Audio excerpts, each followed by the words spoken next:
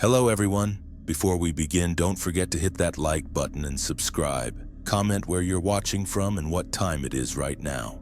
That's how YouTube keeps sending you more chilling stories like this. And now, let the night begin with Story 1. The Landlord's Door.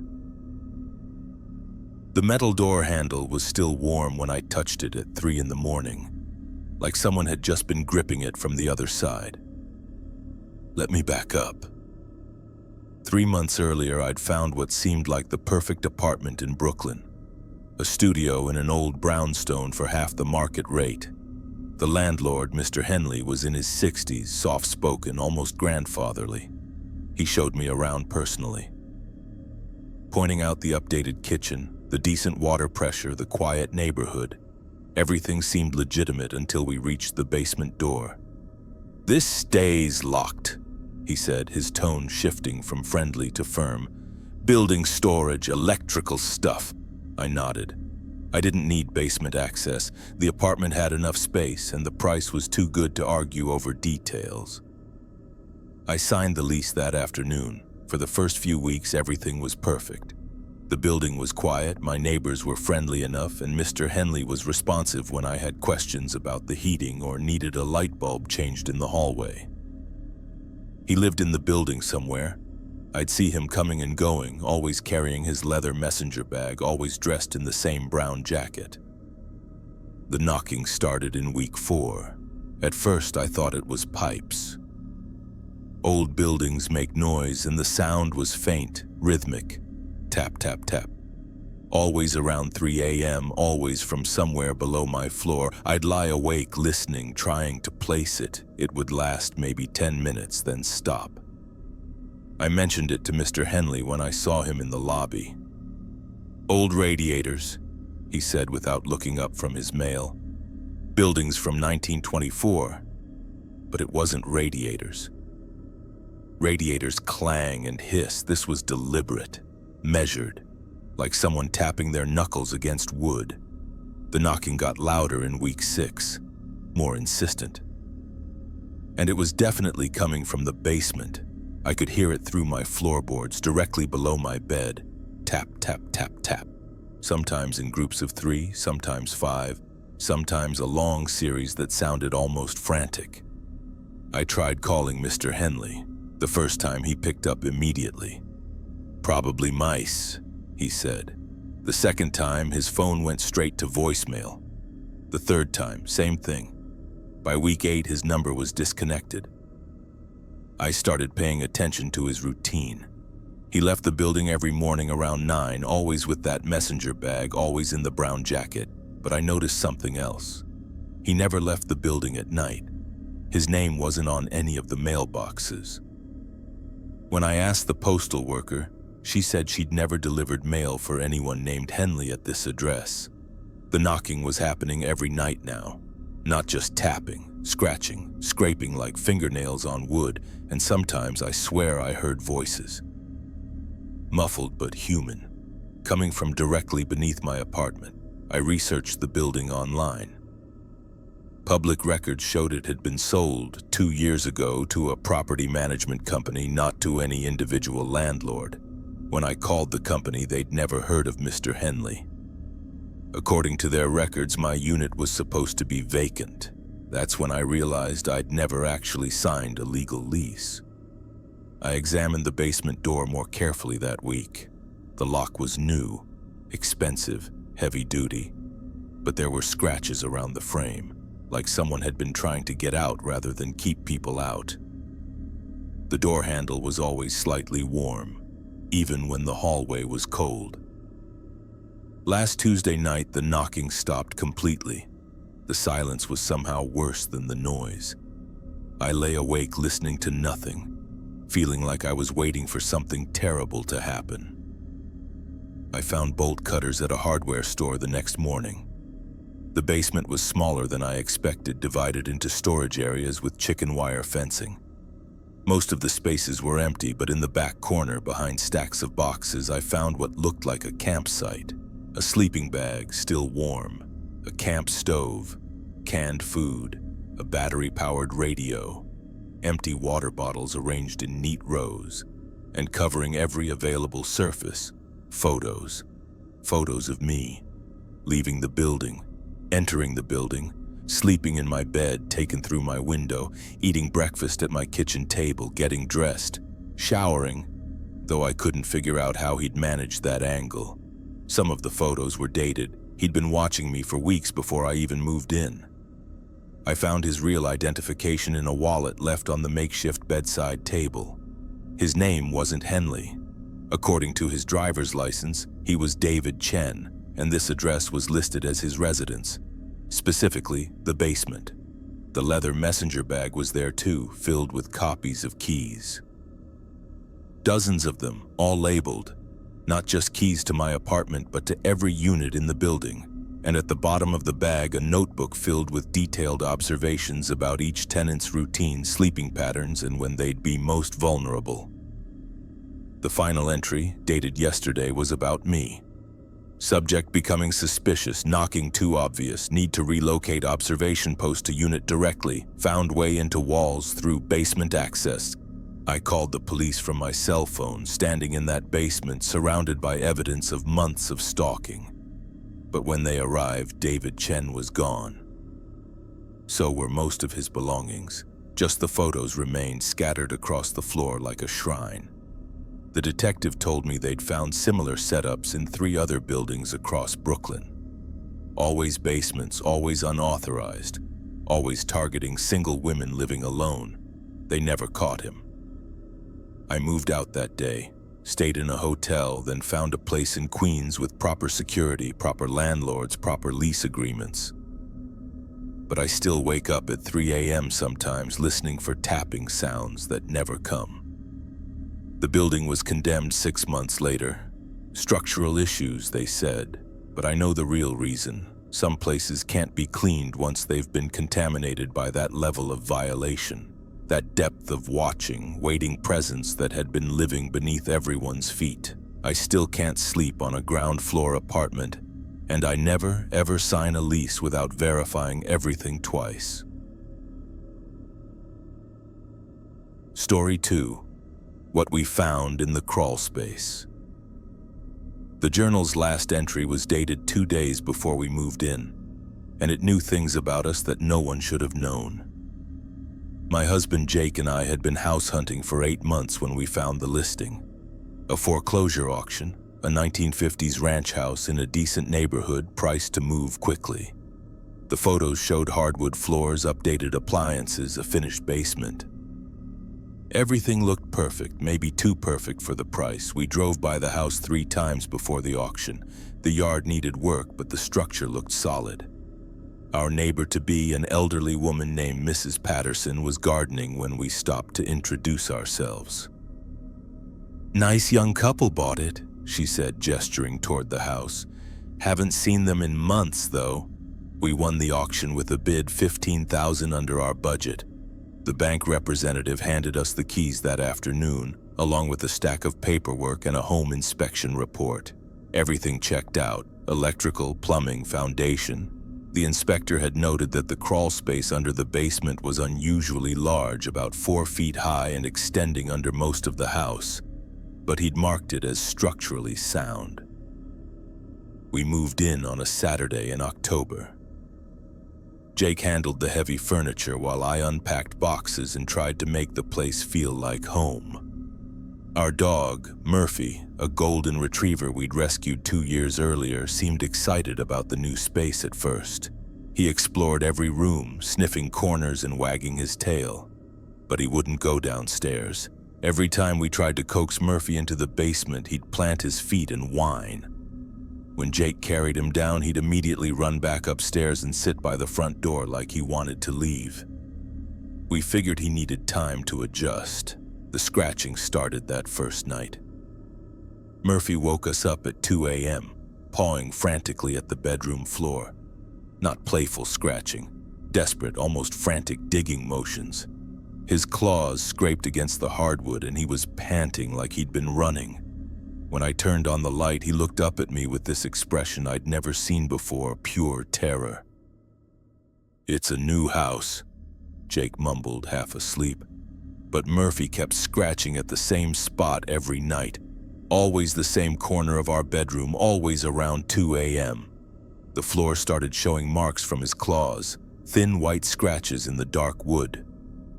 During the day, Murphy would sit in that corner and stare at the floor for hours.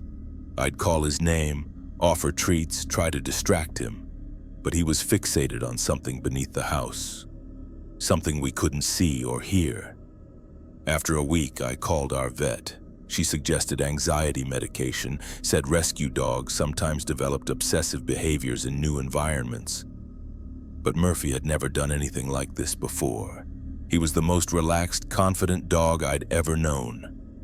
Jake thought I was overreacting until the night he heard it too. We were watching TV in the living room when Murphy suddenly bolted upstairs. A few seconds later, we heard the scratching, but this time it was different, louder, more urgent, and underneath it something else, a faint tapping sound like someone knocking on wood from far away. Jake muted the television. We both listened. The tapping was rhythmic, deliberate, coming from somewhere beneath the house. "Pipes," Jake said, but he didn't sound convinced. The next morning, Jake went down to the basement with a flashlight to check the crawlspace access. The entrance was a small wooden hatch in the floor painted over multiple times and secured with a simple latch. He'd glanced at it during our initial walkthrough but never opened it. "I'm going to take a look," he called up to me. I heard the latch open, then a long sunce. I called down. "You need to see this," he said, his voice strange and tight. I found him crouched by the open hatch, shining his flashlight into the darkness below. The crawlspace was indeed large, extending in both directions like a tunnel system under the entire house. But that wasn't what had caught his attention. Someone had been living down there. The space was set up like a crude apartment, blankets arranged as a sleeping area, empty food containers stacked neatly against one wall, a battery-powered camping lantern. A milk crate filled with what looked like personal belongings, and scattered throughout the space, dozens of empty water bottles and food wrappers. But the worst part was the journal. Jake climbed down into the crawlspace and handed it up to me. A composition notebook, the kind kids use for school, filled with handwritten entries in careful, precise script. The first entry was dated 6 months earlier. "Found access through basement window. Previous owners never come downstairs. Perfect setup." I flipped through the pages with shaking hands. The entries documented our predecessors' daily routines in disturbing detail. What time they went to bed when they left for work, what they argued about, what they watched on television. "She always takes a shower at 11 p.m. He falls asleep first. Dog sleeps in hallway." The entries became more personal as they progressed. The writer described going through their belongings, their medicine cabinet, their dresser drawers. He knew their full names, their work schedules, their financial problems. "Foreclosure notice came today. They'll be gone soon." And then, near the end, entries about us. "New couple looked at house today. Young, no kids, have dog." The final entry was dated 2 days before we moved in. "Jake and Rebecca moved in Saturday. Golden retriever named Murphy. He knows I'm here. Dogs always know. We'll need to be more careful." Rebecca works from home Tuesdays and Thursdays. Jake leaves at 7:30 a.m. sharp, same bedroom as previous tenants. Can still hear everything. Murphy scratches at floor above me every night. Smart dog. They don't listen to him yet. My hands were shaking so badly I could barely hold the notebook. This person had been living under our house for 6 months, had been listening to us sleep, learning our routines, planning around our schedules. Jake was still in the crawlspace, using his flashlight to examine every corner. "There's more stuff back here," he called up. We called the police immediately. They took the journal, photographed everything in the crawlspace, and dusted for fingerprints. But whoever had been living down there was long gone. The officer estimated he'd cleared out recently, probably when he realized Murphy was alerting us to his presence. "Dogs pick up on things we miss," the officer explained. Sounds, smells, vibrations. The detective who took our statement said they'd seen similar cases before. Homeless individuals finding access to crawl spaces, abandoned buildings, even occupied homes. Most were harmless, just looking for shelter. But some developed unhealthy fixations on the residents above. The fact that he was documenting your routines is concerning, she said. We sealed the foundation vent that night and padlocked the crawlspace hatch, installed motion sensor lights around the house, upgraded all the door locks and set up cameras. But the damage was done. Every sound at night made us freeze. Every creak of the house settling felt like someone moving around below us. Murphy never fully relaxed in that house. Even after we secured everything, he'd still sit in the bedroom corner sometimes, ears perked, listening to something we couldn't hear. We started trusting his instincts more, watching his behavior for signs that something was wrong. We found a new house 6 months later, a 2-story colonial with a full basement, no crawl space, no hidden access points. But I still think about that journal sometimes. Wonder who that person was, where he went after he left our crawl space. And I wonder about the next house he found, the next family whose routines he's documenting, whose privacy he's violating from beneath their feet. I hope they have a dog. I hope they listen when it tries to warn them, because Murphy was right all along. We just weren't smart enough to understand what he was trying to tell us. Story 3, the breathing in the walls. The vent cover was warm to the touch, and when I pressed my ear against it, I could hear someone breathing on the other side. I'd been living in the rental house for 2 months when I first noticed the sounds. It was an old colonial built in the 1940s, converted into apartments sometime in the 80s. I had the basement unit, cheaper rent, separate entrance, perfect for a graduate student's budget. The landlord had warned me about occasional noise from the upstairs tenants, but he never mentioned the walls would breathe. At first, I dismissed it as normal house settling. Old buildings make noise, especially at night when the temperature drops and materials contract. But this was different, rhythmic, organic, like the slow, measured breathing of someone trying to stay quiet. It only happened in the basement and only when I was alone. The sound seemed to come from inside the walls themselves, moving through the space between rooms. I'd hear it in the bedroom. Then a few minutes later, the same rhythm would start up in the kitchen. Sometimes it would follow me as I moved through the apartment, always staying just behind or just ahead, never quite in the same room. I convinced myself I was imagining things. Stress from school, too much coffee, not enough sleep. I'd been working on my thesis for months, spending long hours alone in the apartment, and isolation can play tricks on your mind. That's what I told myself every time I heard the soft, steady breathing that seemed to come from everywhere and nowhere at once. But then I started noticing other things. The air vent in the corner of my bedroom had a loose cover. I'd mentioned it to the landlord when I first moved in, but he said it was low priority, just cosmetic. The cover would shift slightly sometimes, like something was moving the air around behind it. I'd push it back into place, but within a day or two, it would be askew again. One night in November, I was lying in bed reading when I heard the breathing again. Closer this time, more distinct. I set my book down and listened carefully, trying to pinpoint the source. It was definitely coming from the vent. I got up and knelt beside it, pressing my ear to the metal cover. The breathing stopped immediately, like someone had been caught and was now holding their breath. I stayed there for several minutes, listening to nothing, feeling foolish. When I finally stood up and turned away, the breathing resumed. This time I spun around quickly and grabbed the vent cover. It pulled away easily. The screws were loose, barely holding it in place. Behind it was a dark opening, larger than I expected, extending back into the wall space between my apartment and the unit above. I grabbed a flashlight and peered inside. The ductwork was old and oversized, creating a network of passages that seemed to connect different parts of the building, and the metal surfaces were covered in fresh scratches like something had been crawling through regularly. The scratches were too deliberate to be from animals, long parallel marks that suggested fingernails dragging across metal.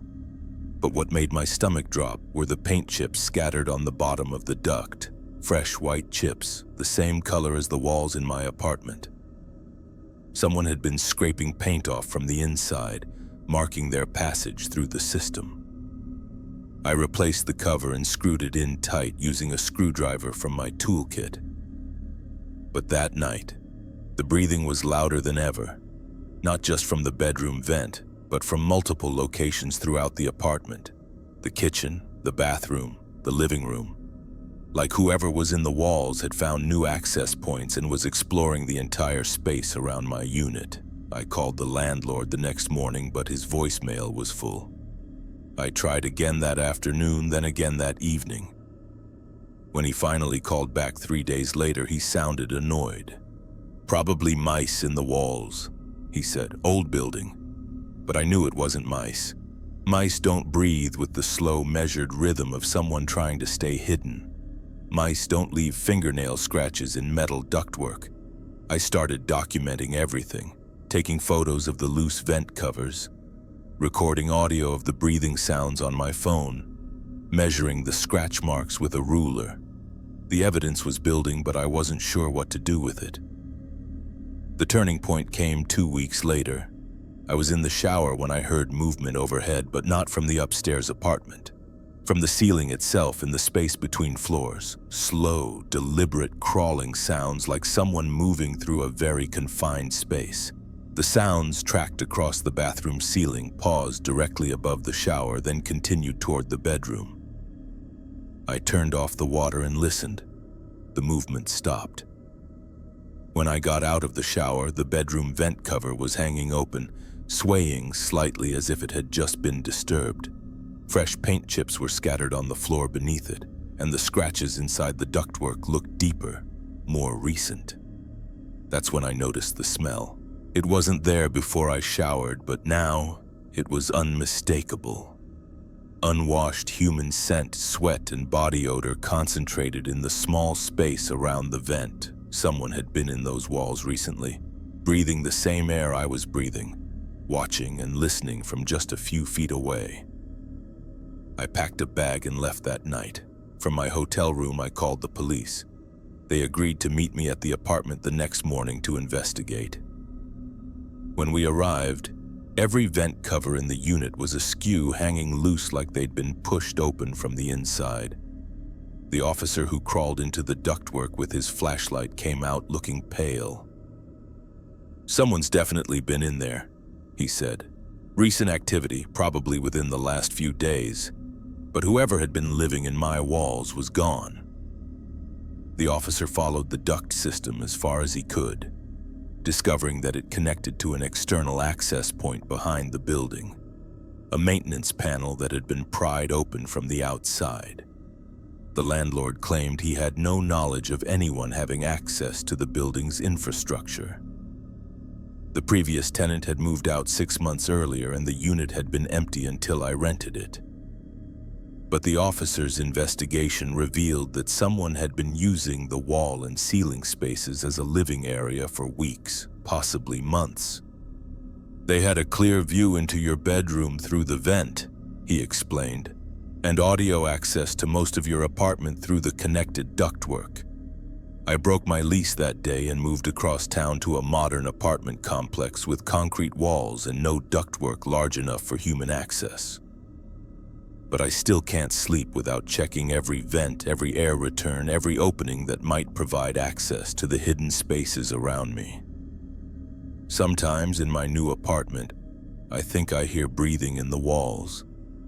But now I know the difference between house settling and human presence, between the natural sounds of an old building and the deliberate rhythms of someone trying to stay hidden. I know that some people live in the spaces between our spaces, in the forgotten areas that architects never intended for human habitation. And I know that sometimes they watch us from those spaces, learning our routines, breathing our air, existing just beyond our awareness until something goes wrong and they have to move on. The scariest part isn't that someone was in my walls, it's that I lived there for 2 months before I noticed. 2 months of sharing my most private spaces with someone I never saw, never suspected, never knew was there. How many nights did he watch me sleep? How many conversations did he overhear? How long had he been planning whatever comes after watching, after listening, after learning everything there is to know about someone's unguarded life? I still don't have answers to those questions, and I'm not sure I want them. Story 4. The previous tenant never left. My spare keys were hanging on a hook in someone else's basement storage unit, along with photographs of me sleeping in my own bed. The apartment was everything I'd been looking for. A 1-bedroom in Park Slope, hardwood floors, decent natural light, and somehow within my budget. When I met Sarah, the property manager, she was professional and efficient, showing me through the space quickly and answering all my questions about utilities, lease terms, and building policies. "There's a storage unit in the basement that comes with this apartment," she mentioned as we finished the tour. "Unit 4B, same as your apartment number." I nodded and signed the lease that afternoon. A storage unit was a bonus I hadn't expected, and I wasn't in a hurry to use it anyway. I had enough space in the apartment for everything I owned. Moving day went smoothly. The building was quiet, my neighbors seemed friendly, and the apartment felt like home immediately. I unpacked systematically, room by room, taking my time to arrange everything exactly how I wanted it. By the end of the first week, I was settled and comfortable. That's when things started disappearing. Small things at first. A navy blue sweater I'd worn to work on Friday was missing from my closet by Monday. I searched everywhere, convinced I'd misplaced it, but it was simply gone. Then a book disappeared from my nightstand, a novel I'd been halfway through reading. I tore the apartment apart looking for it. Stress from moving, I told myself, but they didn't. Over the next few weeks, more items vanished. A spare set of keys I kept in my kitchen drawer, a framed photo of my sister that had been on my dresser, a favorite coffee mug, the one with the chip on the handle that I'd had since college. Always small, personal things, never anything valuable enough to report stolen, but meaningful enough that I noticed their absence immediately. I started making lists, trying to track what was missing and when I'd noticed it gone. The pattern didn't make sense. The items weren't things a burglar would want, and there was no sign of forced entry. My door locks were secure, my windows were intact, and I was careful about building security. After a month of mysterious disappearances, I decided to check the basement storage unit. Maybe I'd unconsciously packed some of these items during the move and forgotten about them. The basement was accessed through a door off the main lobby down a narrow staircase that led to a long hallway lined with storage units. Each unit was secured with chicken wire fencing and a padlock. Unit 4B was at the far end, larger than I'd expected, maybe 10 feet by 12 feet. The previous tenant's belongings were still there, just as Sarah had mentioned. Boxes stacked along the walls, a few pieces of furniture covered with sheets, the typical accumulation of someone who'd lived in the same place for years. I felt awkward going through a stranger's possessions, but I needed to see if any of my missing items had somehow ended up mixed in with their things. I started with the boxes closest to the door, old books, kitchen items, winter clothes, nothing of mine. But as I worked my way deeper into the unit, I found things that made my pulse quicken. My missing book was stacked with other novels on a makeshift shelf. The framed photo of my sister was propped up on a small table surrounded by other personal items I recognized as mine. My hands were shaking as I dug deeper. More of my belongings, things I'd reported missing over the past month, were carefully integrated into this stranger's collection. My spare keys were hanging on a small hook attached to the wire fencing like they belonged there. But the worst discovery was in the back corner of the unit. A sleeping bag was spread out on the concrete floor, recently used, still holding the impression of someone's body. Next to it was a camping chair, a battery-powered lantern, and a small cooler. Someone had been living in this storage unit, sleeping down here regularly, treating it like their personal space, and covering the back wall, taped up like a gallery, were photographs. Dozens of them, all of me, in my apartment, sleeping in my bed, cooking dinner, reading on my couch, getting dressed in the morning. The photos were taken from different angles, suggesting multiple visits to my apartment, careful documentation of my daily routines. Some of the photos were dated with timestamps. The earliest ones were from 3 weeks ago. Whoever was taking these had been inside my apartment regularly, systematically photographing me without my knowledge while simultaneously stealing personal items to bring down to this basement shrine. I called the police from my cell phone, standing in that storage unit surrounded by evidence of months of stalking and burglary. While I waited for them to arrive, I examined the setup more carefully. This person had created a complete living space down here, organized around their obsession with me and my belongings.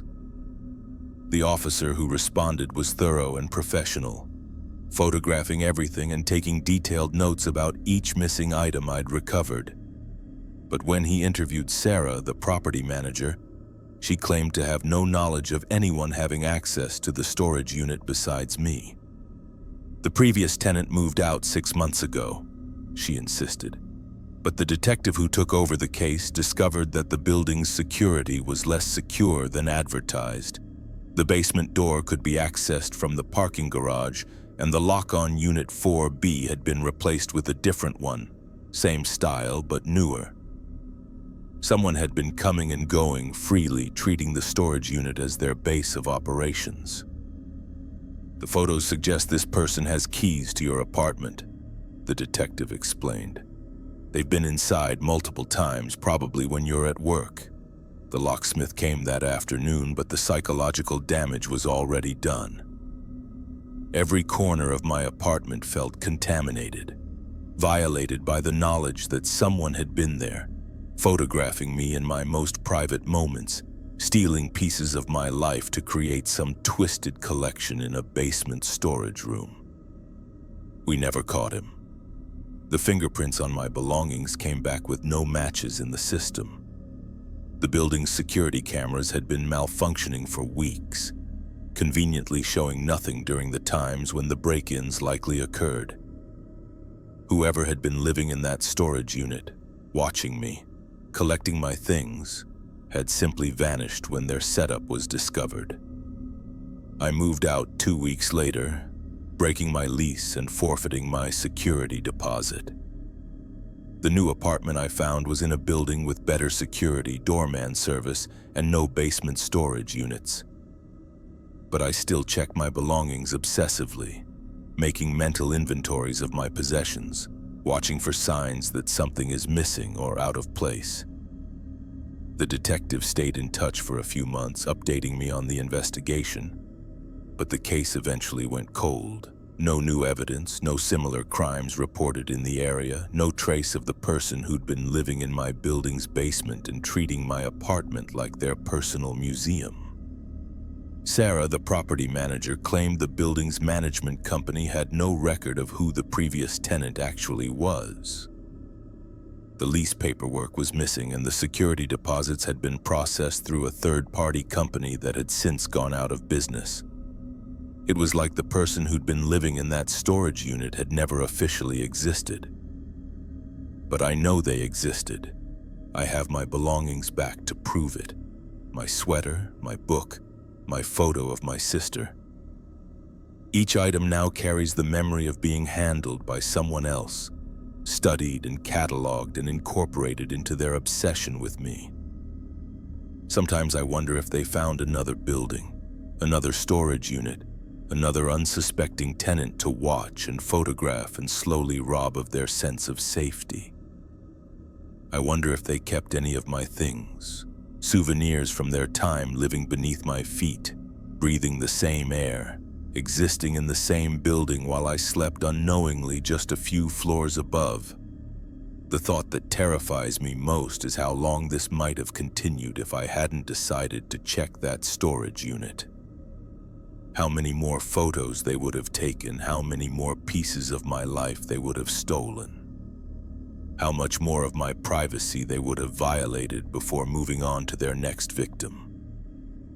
And I wonder if they're still down there sometimes in basements and storage rooms across the city, living in the forgotten spaces that landlords ignore, watching tenants who have no idea they're sharing their building with someone who's made them the center of their secret, obsessive world. Story 5. I was never alone down there. He stood behind my chair for 11 minutes, just staring at where I would have been sitting, and I watched it all happen on my phone screen. I took the night shift data entry job because I needed the money and couldn't afford to be picky about working conditions. The pay was decent, the hours were flexible, and the company was willing to hire someone with minimal office experience. The only catch was the location, a desk in the basement of an old office building downtown, isolated from the rest of the company's operations on the floors above. Budget constraints, my supervisor Marcus explained on my first day. We need someone to handle the overnight data processing, but we can't justify the cost of prime office space for a single workstation. He showed me down a narrow staircase to a windowless room that had been converted into a basic office, a desk, a computer, a filing cabinet, and a small break area with a microwave and coffee maker. The fluorescent lighting was harsh, and the air smelled faintly of mildew, but it was quiet and private, perfect for focusing on repetitive tasks. "You'll be completely autonomous down here," Marcus said.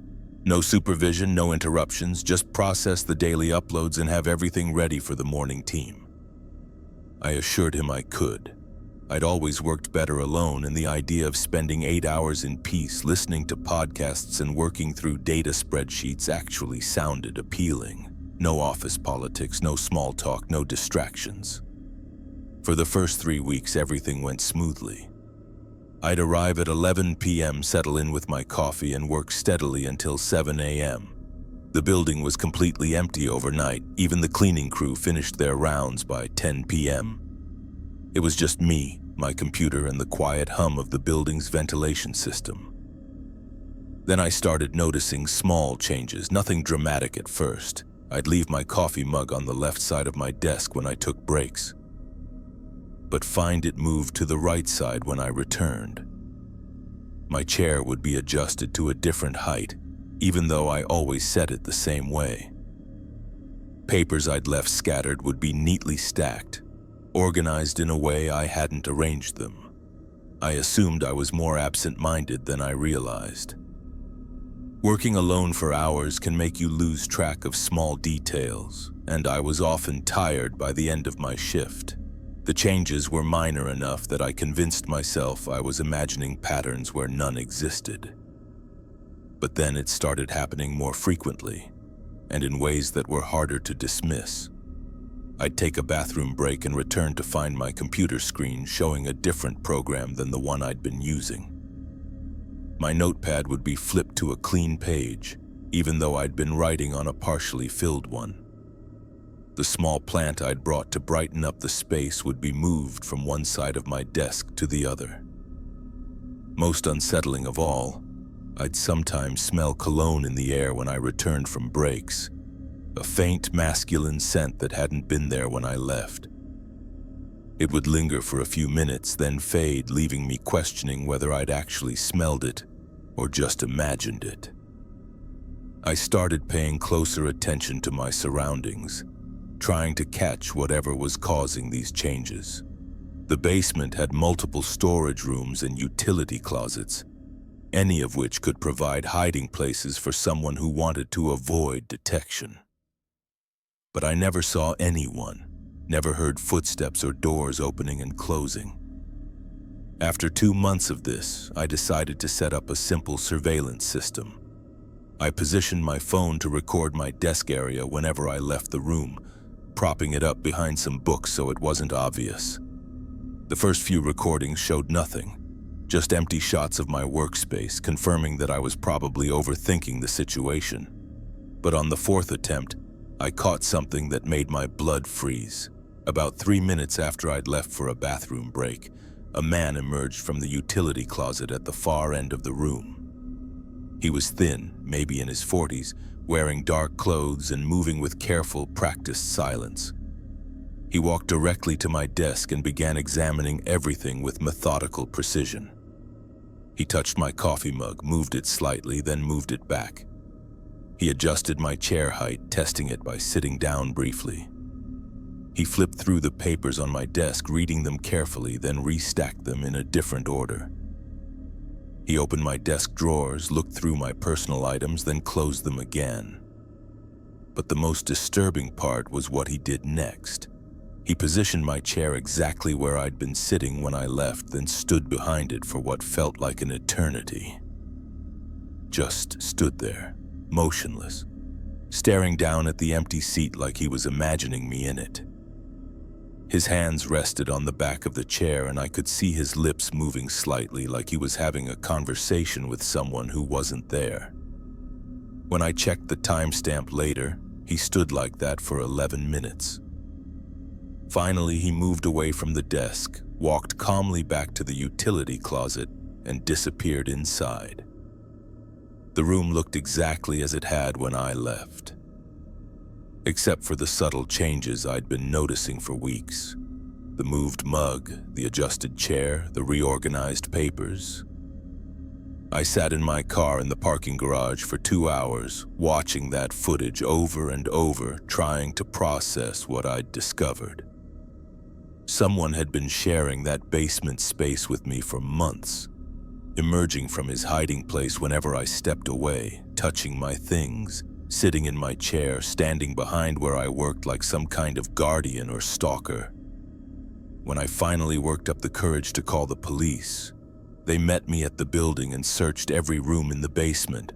The utility closet where I'd seen the man hide was filled with cleaning supplies and maintenance equipment, but tucked behind the water heater, they found evidence of long-term habitation. A sleeping bag, still warm, food containers and water bottles, a battery-powered radio, and most disturbing of all, a notebook filled with detailed observations about my work routine, my break schedule, my personal habits. He'd been studying me like a research subject, documenting everything about my behavior during those long, isolated night shifts. The notebook entries went back 4 months, starting before I was even hired for the job. According to his notes, he'd been living in that basement space for almost a year, surviving off food from the break room vending machines and water from the building's restrooms. My presence had simply become part of his routine, another element of his underground existence to observe and catalog. "Looks like he's been coming and going through a maintenance tunnel that connects to the parking garage," the officer explained. "Old building, lots of access points that aren't properly secured." But he was gone by the time they searched, probably having realized that I'd discovered his presence. The building management claimed they had no knowledge of anyone having unauthorized access to the basement, and the security cameras in that area hadn't been functional for years. I quit that job immediately and found day shift work in a busy, well-lit office surrounded by other people. But I still think about those 11 minutes watching footage of a stranger standing behind my chair, touching the space where I'd been sitting, existing in my work environment like a ghost who'd temporarily become visible. The detective who took my statement said they'd seen similar cases before. Homeless individuals finding ways to live in commercial buildings, sometimes for years, without being detected. Most were harmless, just looking for shelter and trying to avoid confrontation. But some developed fixations on the building's occupants, especially people who worked alone or kept regular schedules. They'd study their targets, learn their routines, find ways to interact with their environment without being noticed. It becomes a form of parasitic coexistence, living off someone else's presence while remaining invisible. I never found out who he was or where he went after that night. The building installed better security and sealed the maintenance access points. But I always wondered if he just moved on to a different location, found another basement, another isolated worker to watch and study from the shadows. The thought that haunts me most is how long this had been going on without my knowledge. How many times had he stood behind my chair while I worked, breathing the same air, existing just a few feet away while I remained completely unaware of his presence? And how many other people are working late shifts right now, alone in basements and empty offices, unknowingly sharing their space with someone who's made them the center of their hidden, obsessive world?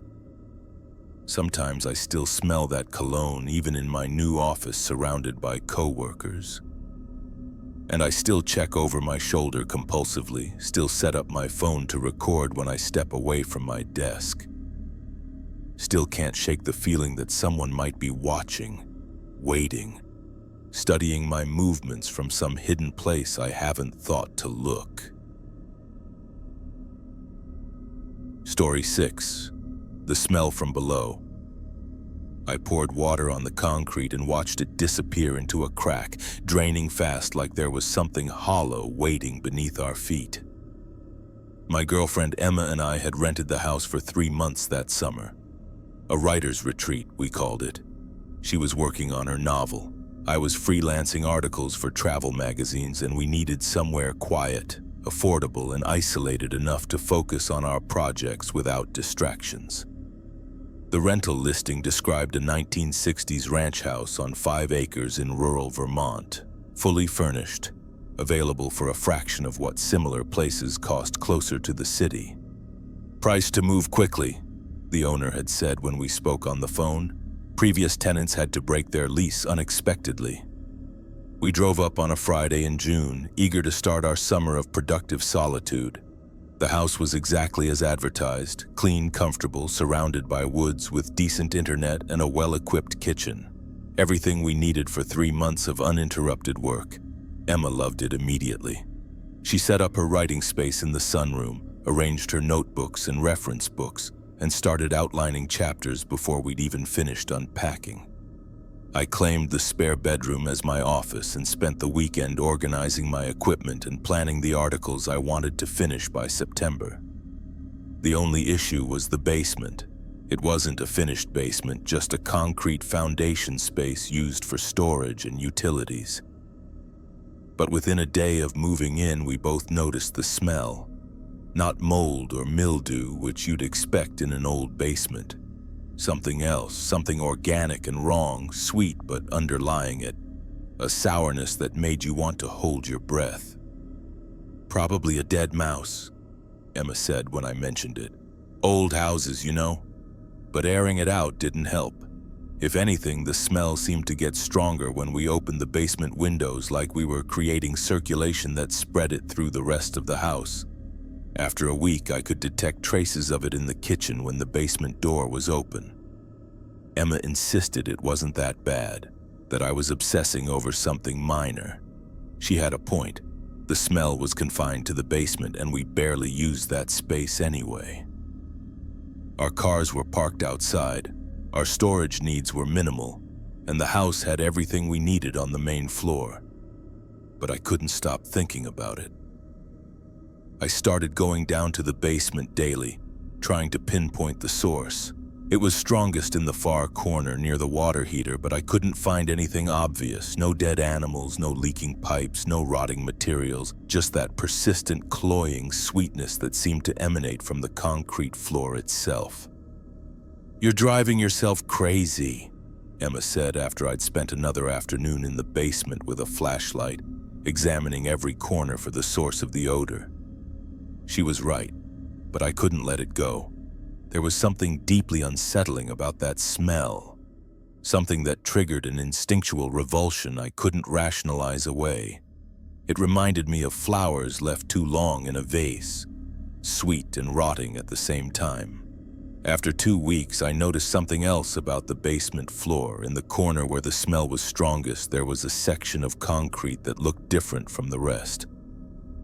Newer somehow, the color was slightly off and the surface texture didn't quite match the surrounding area. It was roughly rectangular, maybe 4 feet by 8 feet, like a patch that had been poured separately from the original foundation. I mentioned it to Emma that night at dinner. "So someone repaired part of the floor," she said, not looking up from her laptop. "That's not exactly suspicious, Jake." But it bothered me. The patch looked recent, maybe a few years old at most, and the smell was definitely strongest in that area, like whatever was causing it was concentrated directly beneath that section of newer concrete. I called the property owner the next day, asking casually about any recent work on the foundation or basement repairs. He claimed he wasn't aware of any concrete work, said the previous tenants had never mentioned any issues with the basement. That weekend, I drove to the local hardware store and bought a small sledgehammer and a pry bar. I told Emma I wanted to check for foundation cracks, make sure we weren't dealing with a structural issue that could affect the house's stability. "You're becoming obsessed with this," she said, but she didn't try to stop me. I started with gentle tapping, just testing the concrete to see if it sounded hollow in any areas. Most of the floor produced the solid, dense sound you'd expect from concrete poured over packed earth. But the newer section sounded different, emptier, like there was space beneath it. I tried a different approach. I filled a bucket with water and poured it slowly over various sections of the basement floor, watching how quickly it absorbed or ran off. The original concrete absorbed water slowly, as expected. But when I poured water on the newer patch, it disappeared immediately into a hairline crack I hadn't noticed before. The water drained fast, like there was a hollow space below waiting to receive it. Emma found me that afternoon kneeling on the basement floor, staring at the crack where I'd poured 3 buckets of water without seeing any sign of saturation or runoff. "This isn't normal," I told her. She looked at me like I was losing my mind, and maybe I was. But I couldn't ignore the evidence anymore. The smell, the different concrete, the hollow sound, the way water disappeared into that crack like it was draining into a cavity beneath our feet. We left that night. I packed our things while Emma protested that I was overreacting, that we were abandoning our summer retreat because of a basement smell and some paranoid theories about concrete patches. But I couldn't stay in that house another day, not with the growing certainty that something was buried beneath the basement floor. We drove back to the city and I called the police from our apartment. The officer who took my report was skeptical but professional, agreeing to contact the local authorities in Vermont and request a welfare check on the property. 3 days later, he called me back. "You might want to sit down for this," he said. The Vermont State Police had obtained a search warrant based on my report and the suspicious circumstances I'd described. The bodies had been there for years, according to the preliminary forensic analysis. The concrete patch had been poured sometime in the past decade, creating a makeshift grave that the killer had assumed would never be discovered. The sweet, rotting smell I'd detected was decomposition gases seeping up through the hairline crack in the concrete. The property owner was arrested 2 weeks later. It turned out he'd been using the house as more than just a rental property. He'd been luring tenants to the isolated location, targeting people like Emma and me who were looking for privacy and seclusion. People whose disappearance might not be immediately noticed. We'd been living above a burial ground for 2 weeks, sleeping and working and making plans while 3 people lay decomposing beneath the basement floor.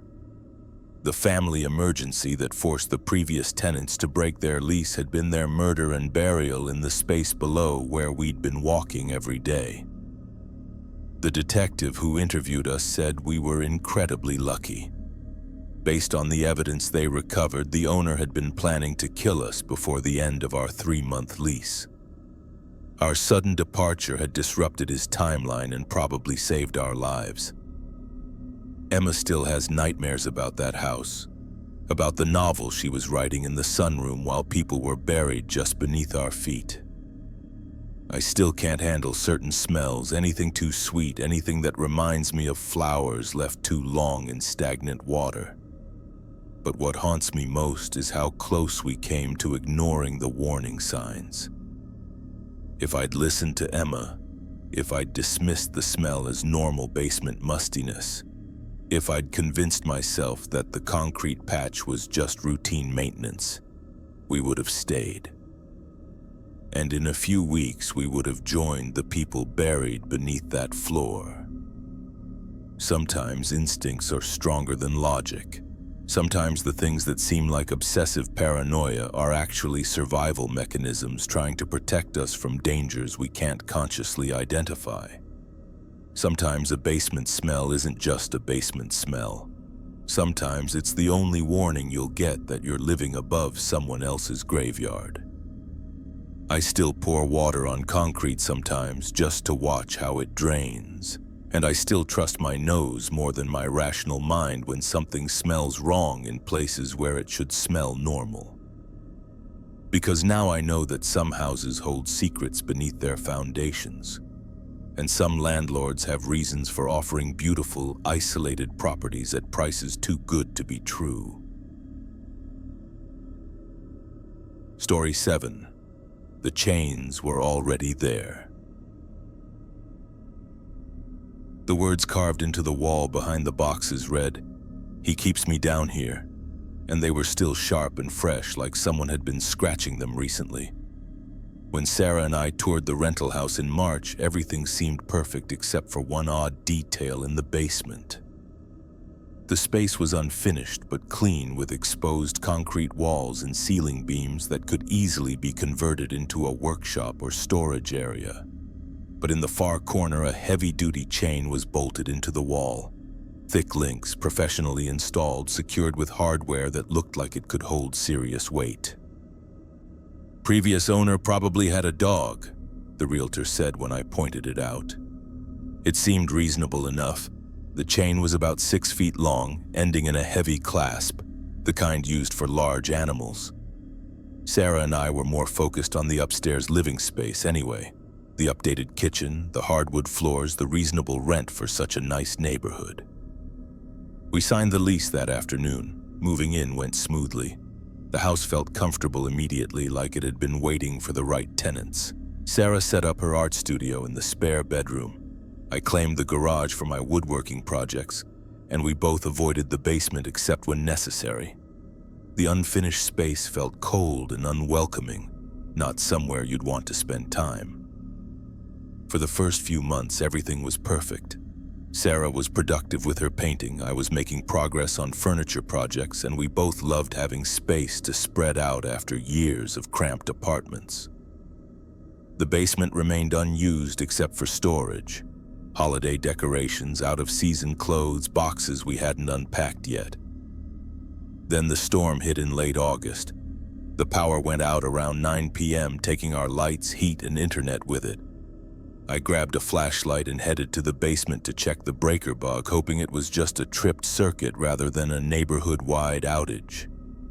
The basement felt different in the dark, larger somehow, with shadows that seemed to move beyond the reach of my flashlight beam. I found the breaker box on the wall near the stairs and checked each switch. But everything looked normal. The outage was definitely external. That's when I noticed what I'd missed during all our previous trips downstairs. The concrete floor around the chain was covered in scratches. Deep gouges in the surface, like something heavy had been dragged back and forth across the same area repeatedly. The scratches formed rough patterns radiating out from the wall anchor, creating a semicircle of damage that suggested years of desperate movement. I followed the scratches with my flashlight, tracing the patterns across the floor. They led to other disturbing discoveries. dark stains in the concrete that could have been oil or paint but somehow looked more organic. And most unsettling of all, the wall behind where we'd been stacking storage boxes was covered in carved words. I had to move 3 boxes to see them clearly, but once I did, my blood went cold. Day 127. The carvings were crude but deliberate, scratched into the concrete with something sharp over what must have been a long period of time. Some were shallow and faint, others deep and desperate. All of them told the same story. Someone had been chained in this basement, held against their will, marking time and pleading for rescue through messages carved into stone. The worst part was how fresh some of the scratches looked. Not decades old, not even years old. Some of the words looked like they could have been carved recently. The concrete dust still bright and clean in the grooves. I called for Sarah and she came downstairs with her own flashlight, thinking I'd found the source of the power outage. When I showed her the carved messages, she went completely silent, reading each desperate plea with growing horror. "We need to call the police," she whispered. But before I could respond, we heard something that made us both freeze, footsteps on the floor above us, slow, deliberate steps moving through our living room, pausing occasionally like someone was examining the space, learning the layout. Sarah grabbed my arm. She whispered. I couldn't remember. The power outage had been our priority, and we'd been focused on finding candles and flashlights, not security protocols. The footsteps continued overhead, moving toward the back of the house, toward the basement stairs. We turned off our flashlights and crouched behind a stack of boxes, listening to the footsteps descend slowly down the wooden stairs. Someone was coming down to the basement, someone who knew exactly where they were going in the dark. A flashlight beam swept across the basement walls, methodical and searching. The person holding it moved with confidence, like they'd been in this space many times before. The beam paused on the chain in the corner, then moved to the wall where the messages were carved, lingering on the desperate words we'd just discovered. From our hiding spot, I could see him in silhouette. Tall, thin, maybe middle-aged, wearing dark clothes and moving with the careful precision of someone who belonged here. He walked directly to the chain and tested it, pulling on the anchor point to make sure it was still secure. Then he turned toward where we were hiding. I know you found the messages, he said calmly. Previous tenants always do, eventually. Sarah's hand tightened on my arm. The man's voice was conversational, almost friendly, like he was discussing the weather rather than standing in a basement decorated with carved pleas for help.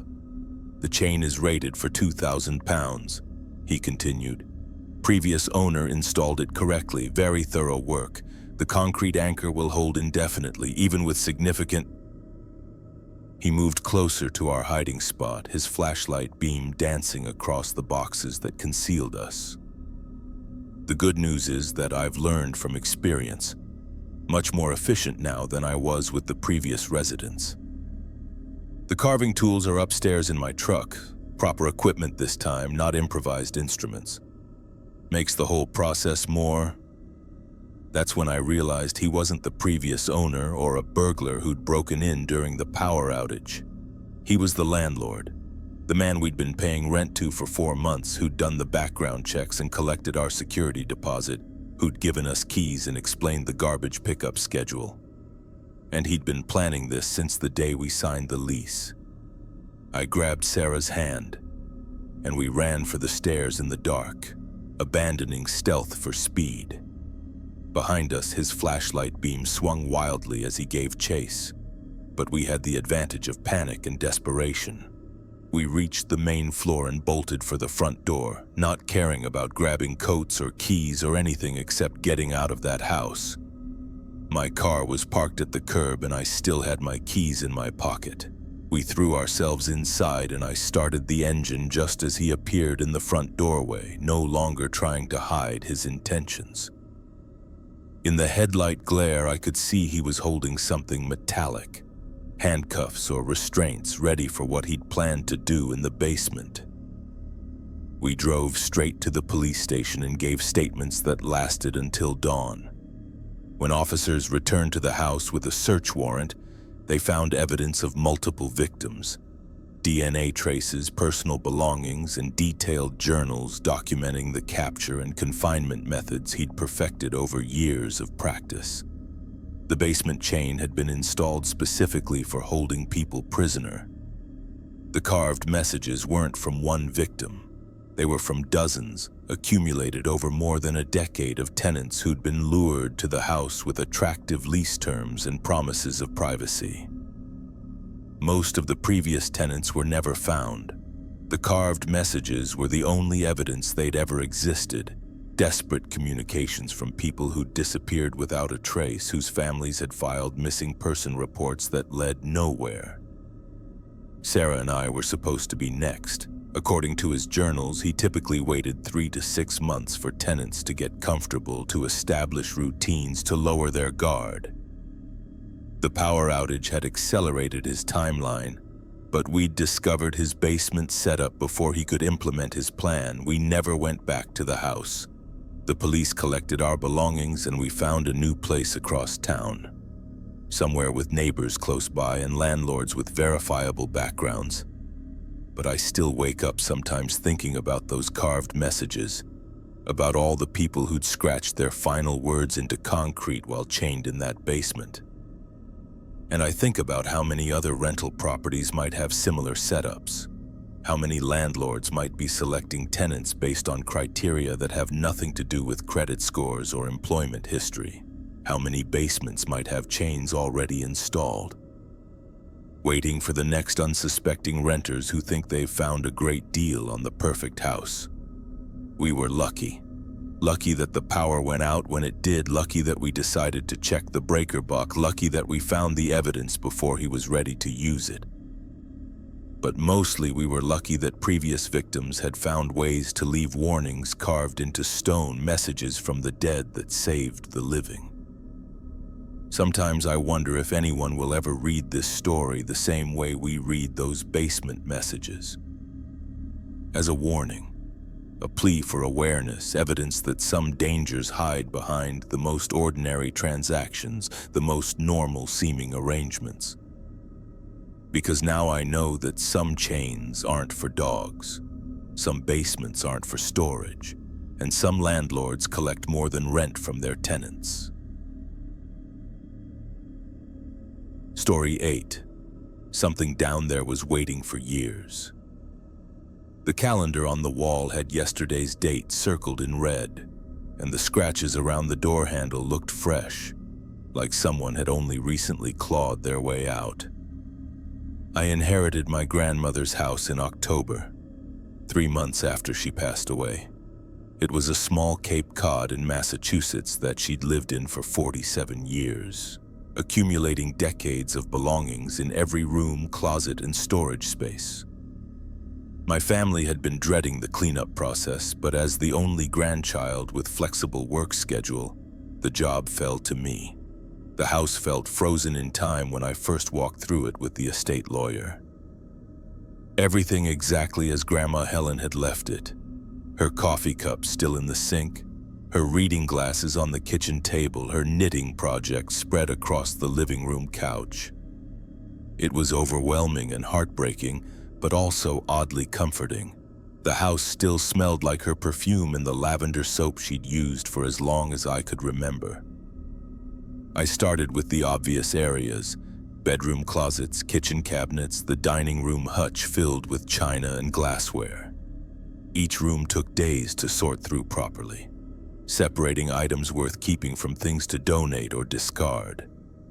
Grandma Helen had been a saver, keeping everything from old Christmas cards to appliance manuals for devices she'd replaced decades ago. The basement was last on my list. I'd been down there maybe 3 times as a child, always with my grandmother, always briefly. It was unfinished concrete and exposed beams, used primarily for storage and the furnace.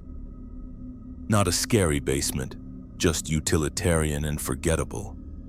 During my weeks of cleaning, I'd made quick trips down to adjust the thermostat or check the water heater, but I'd been putting off the real work of sorting through everything stored down there.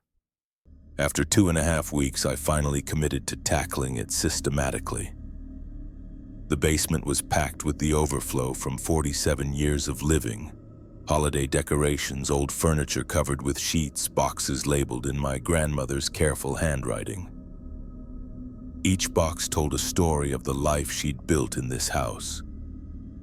I worked methodically, starting near the stairs and moving toward the back. Most of the boxes contained exactly what their labels promised: family photographs, seasonal decorations, books, household items that had been replaced but never discarded. It was tedious work, but also fascinating, like conducting an archaeological dig through my family's history. By my 3rd day in the basement, I'd cleared about half the space, creating organized piles of items to keep, donate, or throw away. The work was going faster than I'd expected, and I was starting to see the actual structure of the basement for the first time in decades. That's when I noticed the shelf in the back corner. It was a heavy wooden bookshelf, maybe 6 feet tall, pushed against the far wall and loaded with paint cans, cleaning supplies, and miscellaneous household items. But something about its placement looked odd. There was a gap between the shelf and the wall that seemed larger than necessary, and the shelf itself appeared to have been moved recently. The floor in front of it was cleaner than the surrounding area, like it had been protecting the concrete from decades of basement dust. I decided to move it aside to clean behind it properly. The shelf was heavier than it looked, loaded with years of accumulated supplies. I had to remove everything from it before I could slide it away from the wall. As I worked, I noticed something strange about the wall behind it. There was a vertical line in the concrete that looked different from the natural seams and cracks you'd expect in an old foundation. When I finally got the shelf moved aside, I found a door. Not a regular door.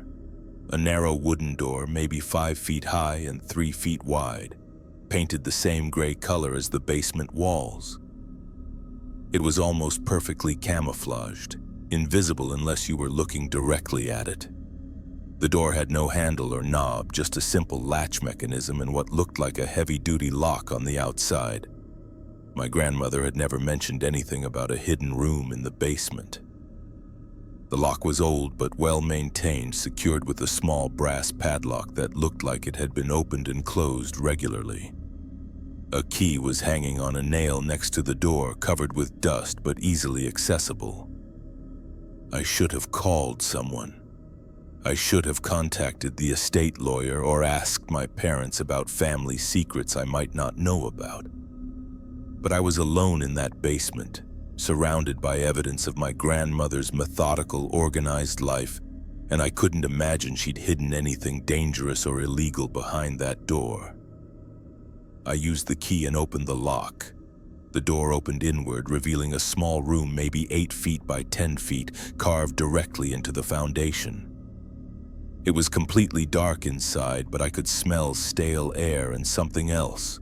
Something organic and unpleasant that made me hesitate before stepping inside. I used my phone's flashlight to illuminate the space. The room was furnished like a prison cell. A thin mattress on the floor, stained and dirty. A plastic bucket in one corner. Empty water bottles scattered around the perimeter. And covering every surface of the walls, scratches. Thousands of them, carved into the concrete with something sharp, creating a chaotic tapestry of desperation and rage. Most of the scratches were random, just frantic scraping, but some formed words and numbers. Someone had been keeping track of time in this room, marking their captivity one scratch at a time. But the detail that made my hands shake was the calendar taped to the back wall. It was this year's calendar, the kind you get free from insurance companies or banks. Most of the months had been torn off, leaving only October and November visible. Yesterday's date, the day I'd started working in the basement, was circled in red marker. The scratches around the doorframe looked fresh, not years old, not even months old. The concrete dust in the grooves was still white and clean, like someone had been clawing at the door recently, desperately trying to get out. I backed out of the room and examined the lock mechanism more carefully. It was designed to secure from the outside. Whoever was in that room couldn't unlock it from the inside. They would be completely trapped until someone chose to release them, but my grandmother had been dead for 3 months. Who had been locked in this room until yesterday? I called the police from my cell phone, standing in that basement surrounded by evidence of long-term imprisonment. While I waited for them to arrive, I forced myself to look through the room more systematically, documenting everything with photos. In addition to the scratches and calendar, I found a notebook wedged under the mattress. The handwriting was shaky and desperate, filled with pleas for help and detailed accounts of daily life in captivity. The entries were dated going back more than 2 years. According to the notebook, my grandmother had been keeping someone prisoner in this basement room since 2021. The entries described a routine of minimal food and water, occasional visits from Helen, and long periods of complete isolation. The writer begged for release, for contact with family, for basic human dignity. The final entry was dated 2 days ago. She's been dead for months, but someone else has been bringing food. New person started coming to the house this week, working upstairs, getting closer to finding this room. Maybe they'll help me. Maybe they'll let me go. When the police arrived, they searched the entire house and found evidence that my grandmother had been involved in multiple disappearances over the past decade. The basement room was just the most recent setup. They found traces of previous confinement areas that had been dismantled and rebuilt as needed. But whoever had been kept in that room was gone. Based on the fresh scratches and the timing described in the notebook, they'd escaped sometime yesterday, probably when they heard me working in the basement and realized the house was occupied again. The detective who took my statement explained that they'd been investigating several missing person cases that might be connected to my grandmother's activities. Apparently, she'd been luring people to the house under various pretenses, offering housing assistance, advertising fake job opportunities, targeting vulnerable individuals who wouldn't be immediately missed. I never found out who wrote that notebook or where they went after they escaped. The police investigation revealed that my grandmother had been much more complex and dangerous than anyone in our family realized, but many of her victims were never identified or found. I sold the house immediately, unable to process the idea of living somewhere that had been used for such systematic cruelty. But I still think about that final notebook entry, about someone who'd been trapped for years, finally clawing their way to freedom, probably terrified that I was another captor rather than an unknowing family member. And I think about all the basements in all the inherited houses across the country, spaces that families clean out after elderly relatives pass away, assuming they're just dealing with accumulated possessions rather than evidence of hidden crimes. Sometimes the people we think we know best are strangers. Sometimes the houses we inherit come with secrets that explain why certain rooms were always locked, why certain areas were always off limits, why our elderly relatives were so insistent about maintaining their privacy. My grandmother kept someone locked in her basement for years, and none of us knew. But someone else did know, someone who continued bringing food after she died. Someone who had access to that house and that hidden room. I still wonder who that person was and whether they're still out there, looking for their next opportunity to continue what my grandmother started. Because now I know that some family legacies include more than property and possessions. Sometimes they include victims who are still alive, still trapped, still waiting for someone to find the right key and open the right door.